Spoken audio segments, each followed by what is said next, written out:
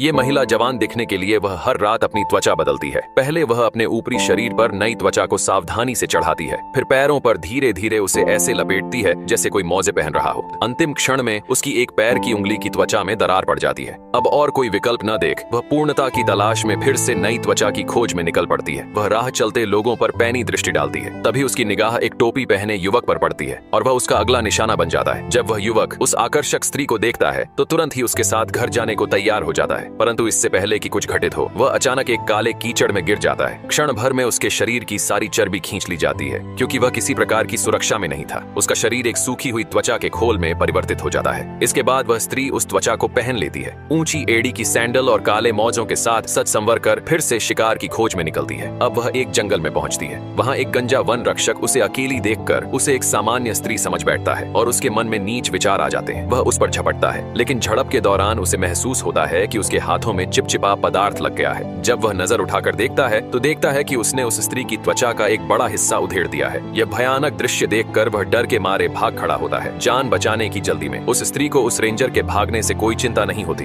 वह बस इस बात से दुखी होती है कि उसकी सुंदर त्वचा अब फट गई है। भारी मन से वह उस त्वचा को उतार देती है। वह अपना सिर ढकने वाला नकाब हटाती है और उसके नीचे छिपा काला विकराल चेहरा स्पष्ट दिखाई देता है। फिर वह धीरे धीरे बाकी त्वचा भी निकाल फेंकती है। अब जब उस पर कोई त्वचा नहीं बची, वह उस तरुण सुंदर चेहरे को देखती है, पर अब वह उसका नहीं रहा। इस कारण वह भीतर से टूट जाती है, परंतु अपने भयावह शरीर को ढंकने के लिए उसे फिर एक नई त्वचा की तलाश में निकलना ही पड़ता है।